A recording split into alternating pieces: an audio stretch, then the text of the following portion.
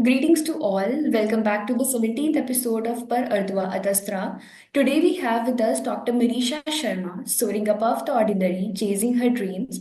The cleared PLAB, now also known as UKMLA, and is now currently working as Senior House Officer in Neonatology Department of Ashfold and St. Peter's Hospital, Chertsey, UK.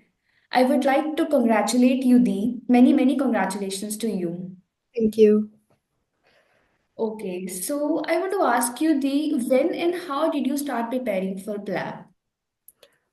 So I started preparing for PLAB, I think mid of internship. That's towards the start of the internship, I cleared the IELTS, and around August after my internship, I gave my PLAB one, and then after that, I gave my PLAB two. So everything began during internship, not before that. Okay.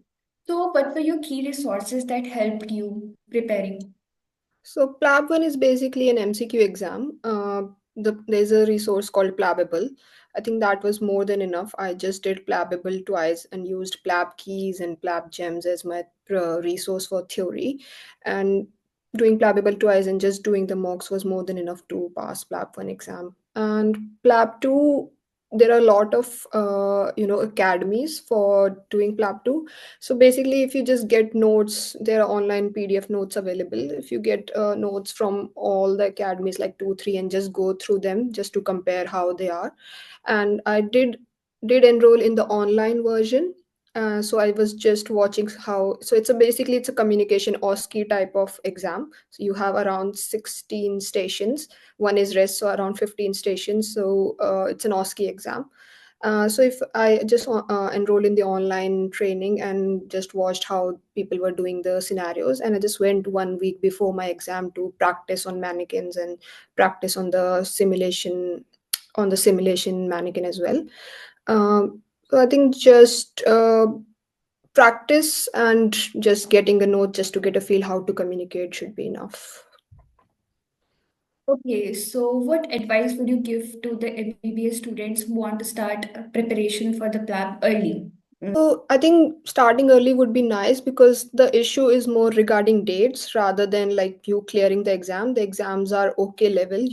It's basically like final year medical level. So you wouldn't have to prepare for a lot of months, like 2, 3 months preparation is more than enough.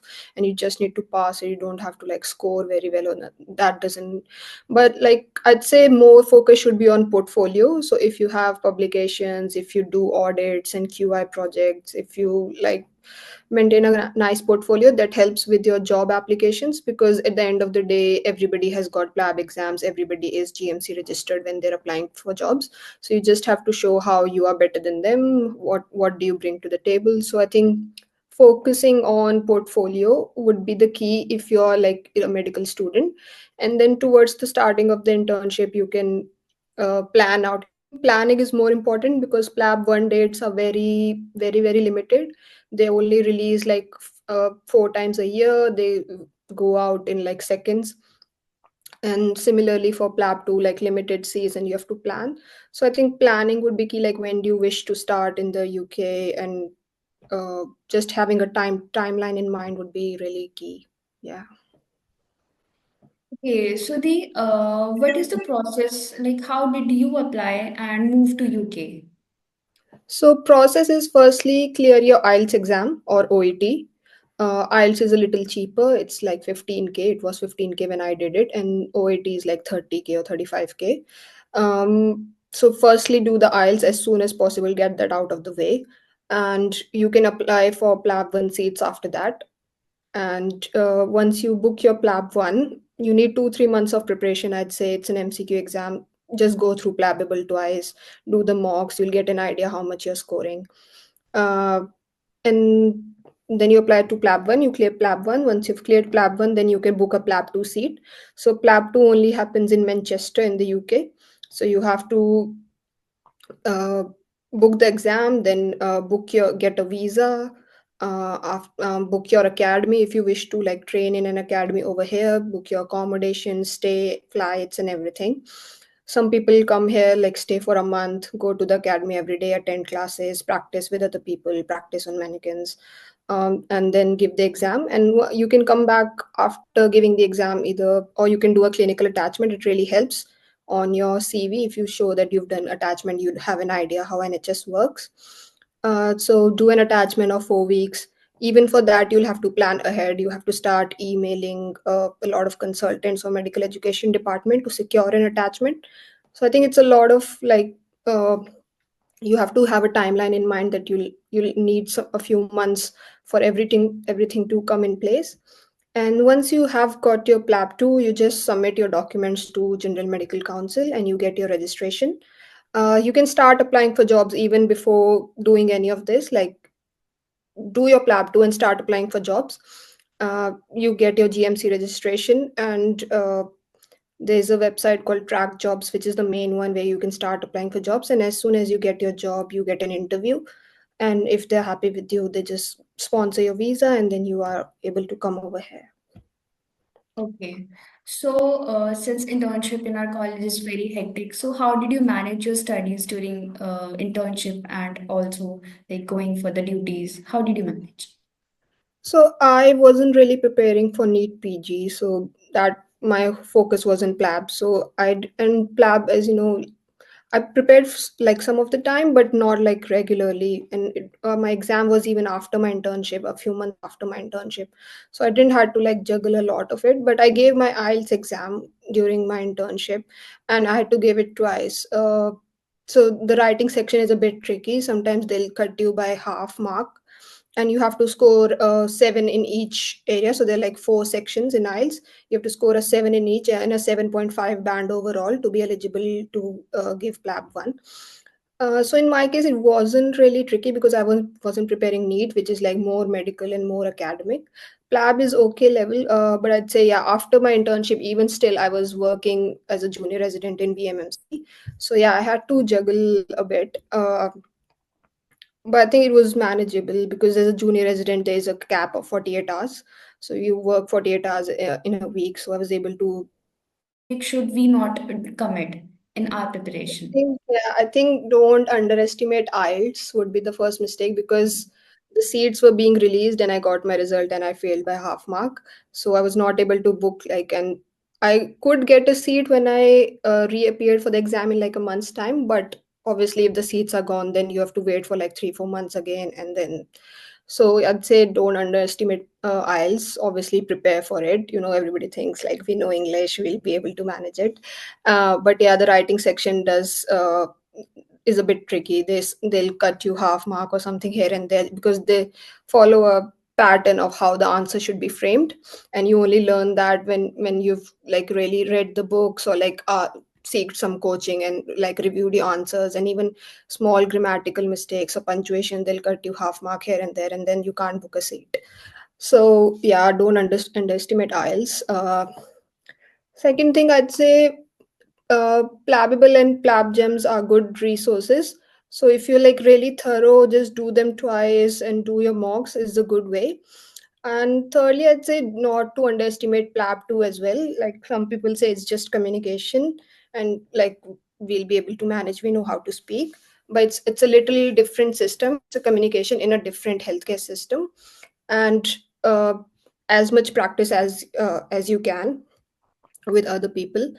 And yeah, just consider notes from all the academies just to see like what's the difference between them, how they are asking you to speak. And I think practice is the key, because the better you speak in like in a simulation kind of scenario, the more you'll be able to speak that naturally when you're actually giving that OSCE exam. So yeah, just try to understand how NHS works.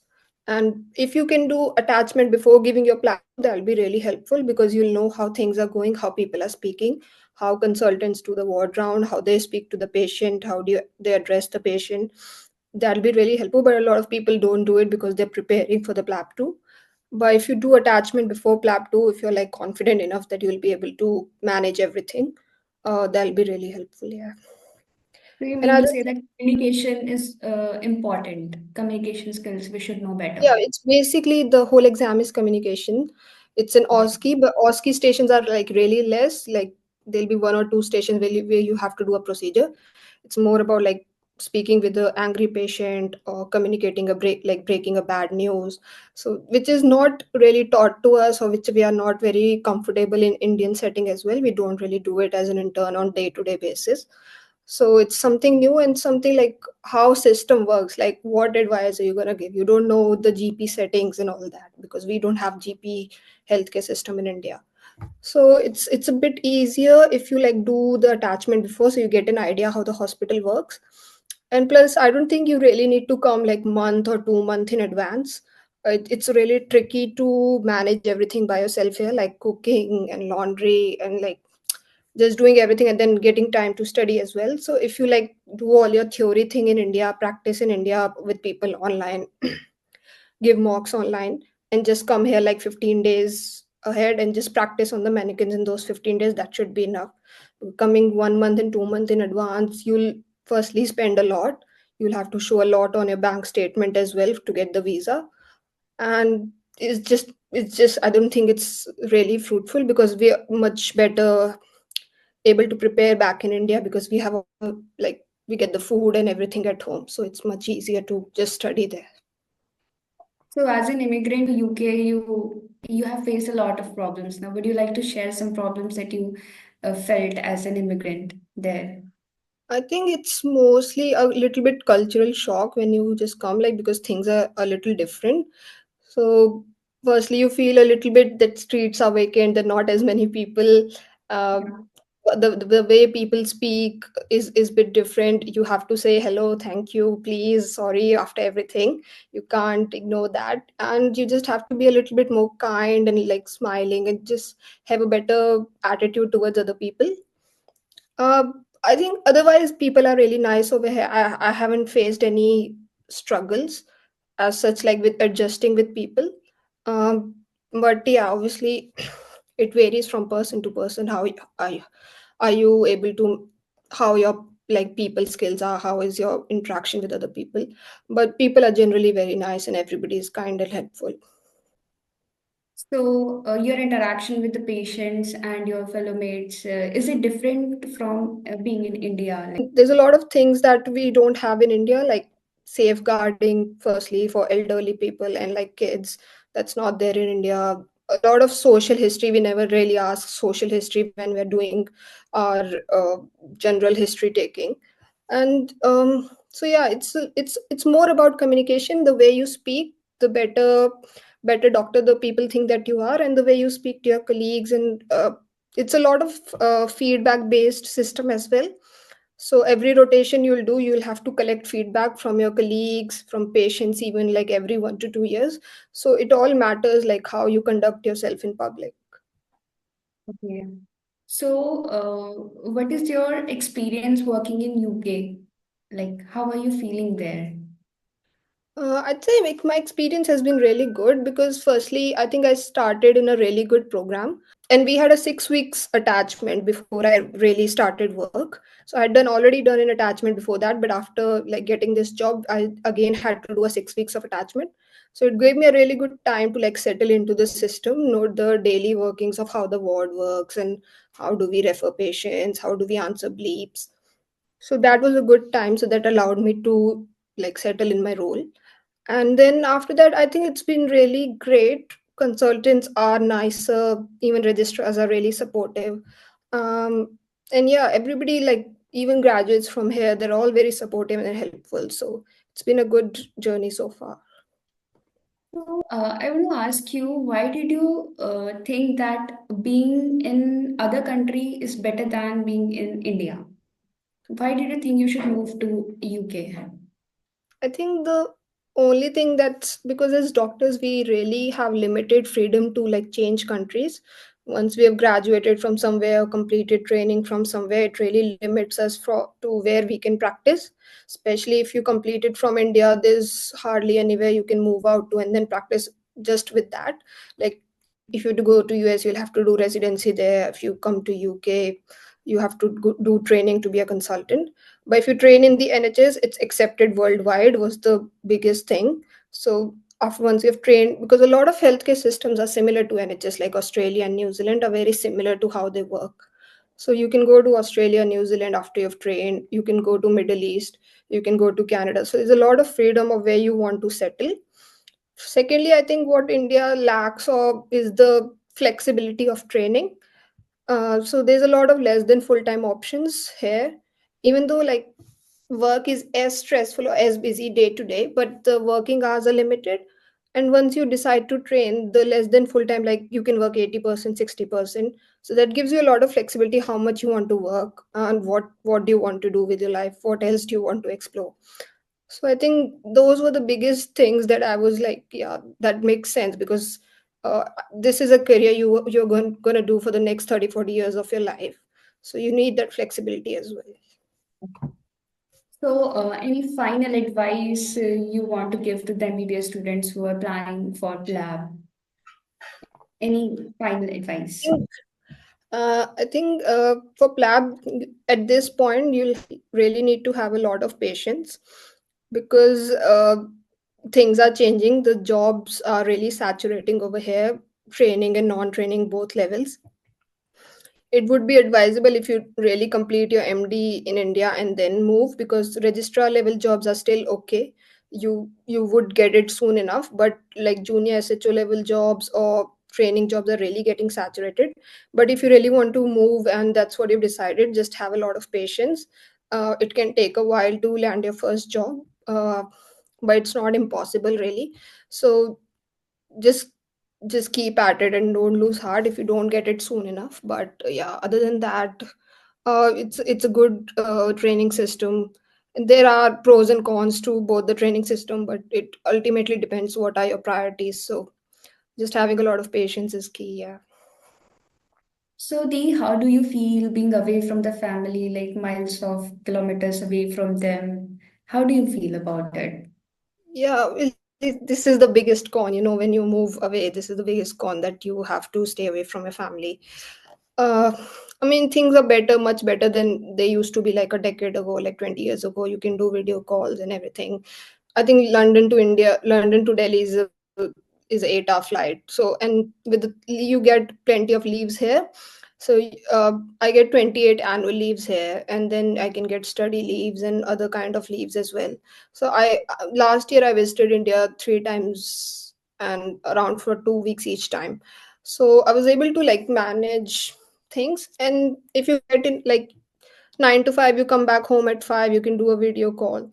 So you can manage things because you have enough time off work as well. But I think that's the biggest con, because all your family is back home and your friends are back home, and you do miss time to time, and that's very natural. You will miss a lot of it, but it's just like, what are you trying to achieve at the end of the day? Okay, so Uh, Dee, do you miss uh, anything that happened to you in LH, or like do you miss your friends, your colleagues in the Yeah, LH? obviously. Yeah, internship was great. I mean, I don't know if you guys are still medical students. I think when you do internship, you build a really close relationship to your co-interns and your like PG residents and other registrars, because you're working with them the whole day and night, like 24-hour shifts. So that is the most, you build really good friendships with them, and that you really miss. And I think there used to be a culture of like, after doing 24-hour on calls, we all used to go and have breakfast in the morning. And that is one thing I miss the most, that team breakfast or team lunch or something like that. It rarely happens over here, like at the end of the rotation. And here people have families and kids and all that, so it's little difficult to arrange for other people.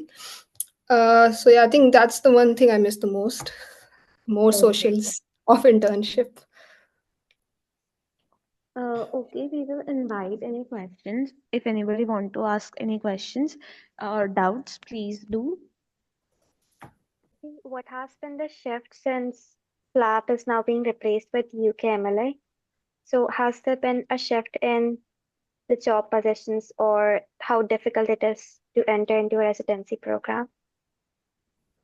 Yeah, training programs are really getting difficult because like, even I think everybody's get has everything in their portfolio. Everybody's got research and audits and quips now. So it's really, really getting difficult. You have to score full marks in the whole portfolio thing to get shortlisted. it's becoming more competitive. I wouldn't say you should underestimate getting into training. You should uh, build a very diverse portfolio.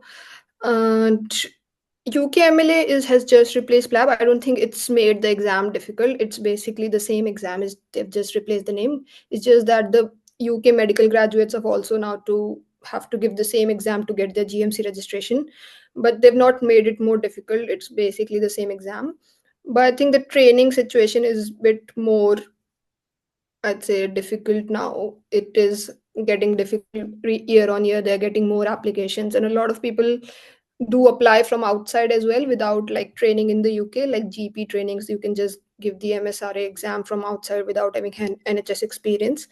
So those things are making uh, the numbers, the number of application to the number of seats is getting really saturated. But it's nothing you can't do. I mean, you just have to be really patient. You have to keep working hard a little bit. And if you like really want to train here, this is what you wanted to do, then it's not impossible. It's a bit difficult, but obviously doable at the end of the day.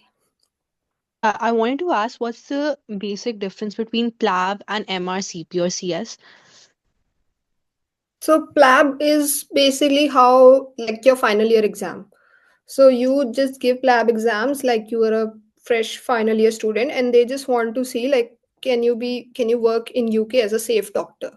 So they just want as knowledge as a like an intern based medical knowledge. So that's why PLAB is not that difficult. And just like normal OSCE procedures, can you catheterize a patient? Can you put in a cannula? Can you like simply talk to a patient and tell them, oh, if they're angry, just calm them down. If you're telling something bad to them, can you communicate basically? Because this system is just revolves around communication. And MRCP, MRCS are like specialization. So they're like MD level exams. Like we have MD exams back in India when people are doing post graduation. Here they have these Royal College exams, which are specific for every specialty. Like pediatrics has MRCPCH and obs and gynae has MRCOG. So if you want to do MRCP, you can do it without like getting into training. You can even start doing MRCP. That I would recommend if you're trying to come here and you really know what specialty you want to do. Just do one or two parts of the Royal College exam. It really helps in your CV. You would get a job faster than anybody else. uh, so if I enter into medical training, I would have to complete the MRCP 1, 2, and the PACES, which is the clinical exam, before I can move on to becoming a registrar in medicine. And similarly for MRCS, before I can move into specialist training. So surgical training is 2 years of core training, and then you like specialize into some of the other like super specialties like urology or orthopedics or whatever. So you have to complete those exams within those 2 3 years before you can move on to the next step. So if you know that you want to do medicine and you are trying to come to UK, give your PLAB exams and at least give your MRCP part one. So the syllabus for MRCP is a bit tougher than PLAB, right? Yeah, slightly, but not Okay, a so lot. they do not. Slightly, yeah. Okay, so they do not ask any specialization questions or as such. Like, is there uh like we should know whatever we in whatever They specialization that we want to get in, should we know a lot about that? No, the way you prepare is like it would be slightly difficult than PLAB. They would expect you to know like a PGY1, like NEET PG level of knowledge, but it's just medicine. So you just have to prepare through MCQ guides, and then there's an essential revision notes book. So if you prepare through those, you'll get an idea what kind of questions they're asking. It's slightly tougher than PLAB one, but it's not like highly specialized or anything like that. At least not MRCP1. MRCP2 maybe a little bit more, because then if you clear MRCP2, you can basically work as MRCP2 and clinical. You can basically work as a registrar in here. So that's slightly tougher, but MRCP1 is okay. Not too bad. Also, is it like necessary to read Oxford handbook for the exam? Yeah. So it's very good if you don't know something, it's good to refer to Oxford handbooks. Like you just keep them in your bag, and if you're working as a medical SHO and you think you don't know something, you can just have a look on what should be done. And it's more helpful for your interview prep, because at the end of the Oxford handbook for clinical medicine there is a emergencies chapter which has got the emergency algorithms or protocols for all the emergencies like cardiac arrest or pneumothorax or diabetic ketoacidosis. So these are the questions they'll ask you in your interview when you first give your interview for your non-training job here. So it's essential to prepare from those. It's really helpful if you prepare from those. Dee, I wanted to ask you that how did you go on choosing neonatology as a branch? Like, what factors did you consider? And also, how is residency in UK in the terms of like duration and other aspects is different from that in India? Yeah. So I always wanted to do pediatrics even before I moved to the UK. If I had stayed in India, I would have done pediatrics. So that's what I prepared my portfolio for as well. Like I worked as a junior resident in VMMC for 6 months in pediatrics, and then I did my attachment here in pediatrics. So I knew that was my goal. So currently I'm in a non-training job, but I've already done a rotation in pediatrics at my hospital, and now we have a tertiary or a level 3 NICU in my trust. So it was a good opportunity for me to have experience of neonatology as well because I did never work in neonatology before this. So I said, yeah, I'll do it when they asked me.